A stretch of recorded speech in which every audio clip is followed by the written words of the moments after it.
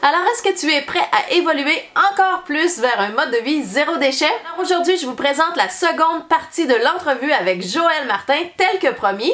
Joëlle Martin, une pro du zéro déchet, maman de 4 enfants, propriétaire de l'épicerie écologique La Réserve. Dans cette capsule, Joëlle nous offre des trucs hyper intéressants afin de faire un pas de plus vers le mouvement zéro déchet.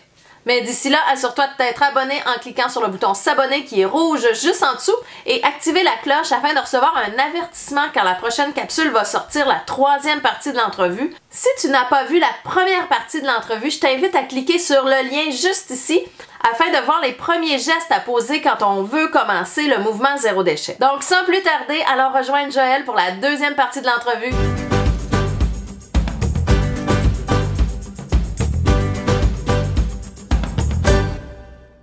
Étape numéro 2, Sandra. Yes! Une fois qu'on a fait la prise de conscience de ce qui se passe dans notre environnement proche au Québec, dans notre communauté, étape numéro 2, le désencombrement. Désencombrement. Donc, moi, un truc que j'ai fait, j'ai pris de d'autres personnes, parce qu'en fait, les beaux trucs se partagent. Ben oui. Hein? Éco-trucs se partagent. Et le désencombrement, moi, ce que j'invite les gens à faire, c'est vraiment de mettre en quarantaine. Souvent, ce qui va arriver, c'est comme OK, go, moi, je vire zéro déchet, je sors tout de chez nous, je vais donner à l'église, au sous-sol, tout ça. Puis là, mes habitudes, ils n'ont pas changé, là. Ouais. J'ai pas changé mes habitudes. Ça fait 24 heures que j'ai décidé d'être zéro déchet. Puis là, en fait, ben, je vais aller rechercher cet outil-là, qu'effectivement, je l'aimais vraiment beaucoup. Ce que je vous invite plutôt à faire, c'est... Tu vas aller racheter, tu sais, dans le fond, parce que tu n'as pas ça. changé ton mode de fonctionnement à la base. Fait que tu t'es débarrassé d'affaires, mais tu en as encore besoin parce que tu n'as pas trouvé la nouvelle solution. Ben, c'est ça, effectivement. Donc, ce que j'invite les gens à faire, c'est vraiment de mettre en quarantaine. OK. J'ai trouvé un espace vide en dessous de mon sous-sol, puis je mettais mes choses en quarantaine. Les outils, les instruments, les articles de cuisine dans notre garde-manger, tous nos outils de cuisine qui effectivement, après plusieurs années, je suis incapable de dire si je l'ai rentabilisé ou pas. OK. Un dimanche de printemps par année, je vais l'utiliser pour tel outil. En fait, j'ai tout mis ça là. J'ai tout mis en quarantaine. Ce que tu pensais que tu n'aurais plus besoin. Que j'ai pas besoin ou que j'ai très peu de besoin. OK. En fait, il garde une place dans ma tête. C'est comme si chaque objet que nous possédons chez nous a une place dans notre tête. OK. Il occupe un espace. Occupe d'un espace dans la tête. Il est là, on sait qu'on l'a, puis on sait qu'il attend aussi. Puis quand on parle de désencombrement, c'est se désencombrer de nos avoirs, mais c'est désencombrer, alléger notre esprit aussi. C'est vraiment spécial qu'on dise ça, là, mais je vous le dis. C'est vrai? C'est vrai. Ouais. C'est vrai. Comment qu'on se sent quand on finit un beau ménage de printemps? Ou comment qu'on se sent quand on fait le ménage de notre garde-robe? Ouais. Avouez, là, ça prend comme pendant 5-10 minutes, là, on est comme « Oh wow, ça l'allège ». Mais imaginez-vous vous sentez comme ça à longueur d'année. Ouais. Puis moi, je commence. Ça fait 2 ans qu'avec ma famille, on a entrepris du virage zéro déchet. Puis autant avant que mon couvercle de poubelle ne fermait pas, aujourd'hui, quand je mets ma poubelle, j'entends « toc ». Ça veut dire qu'il touche le fond. Touche le fond. C'est long, là. Ouais. C'est long. Il y a des choses à la maison que, encore là, j'ai eu le temps de partir de mon entreprise que je n'ai même pas écoulé. Parce que je ne sais pas pourquoi je l'avais acheté en... Quantité industrielle, oui. On n'a pas d'en manquer.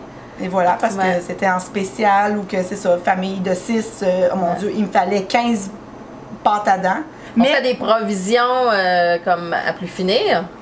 Oui, mais en fait, c'était nécessaire de faire ça parce que c'est pas parce que tu vires zéro déchet que là, tu vas tout acheter au jour le jour. Là. Tu as fait le choix de le rentrer chez toi. C'est chez toi. En fait, c'est derrière toi. Qu'est-ce que je vous invite à faire, c'est vraiment de l'étirer. Vous l'avez acheté. Ouais. Le jeter tout de suite, ça va être encore plus pire. Vous ne le consommerez pas. Donc, je vous invite vraiment à l'étirer, à le consommer. C'est sur vos choix futurs. Par rapport à ça, Joëlle, il y en a beaucoup qui disent, par exemple, des ustensiles de bois, c'est beaucoup mieux pour cuisiner que des ustensiles en plastique. Alors là, il y en a que dans leur virage zéro déchet vont prendre leurs ustensiles de plastique, vont aller les donner. Tu sais, on crée un déchet qui est inutile, dans le fond. Fait que le but d'être zéro déchet, c'est pas de bien paraître quand on ouvre nos armoires. Mais non. Donc, le but, c'est de prendre ce qu'on a déjà, si on a d'assumer qui on est, où est-ce qu'on était rendu, puis de juste, dans le fond, quand quelque chose est désuet ou brisé, là, on remplace par quelque chose de plus positif. On n'enlève pas tout, puis on remet des bonnes affaires. Tu sais, ben non, vous avez déjà fait l'achat, je suis désolée pour vous. Là. vit avec. On l'étire. Ouais. Désencombrement, ce qu'on peut faire, c'est vraiment ouvrir les portes de vos armoires, de vos armoires de cuisine, tout ce qui est instruments, outils, petits électroménagers. Donc, puis vraiment, mettez en quarantaine. Je vous invite à prendre une pièce dans votre maison, les fermer dans des boîtes brunes, vous faire des pop-up sur votre cellulaire. Pourquoi? Ben, quarantaine, tel objet, hey, ça fait 40 jours, j'y ai même pas pensé. OK. Tu sais, c'est comme, non, je l'ai même pas utilisé, j'ai même pas été refouillée dans mes boîtes. Bon, ben peut-être que...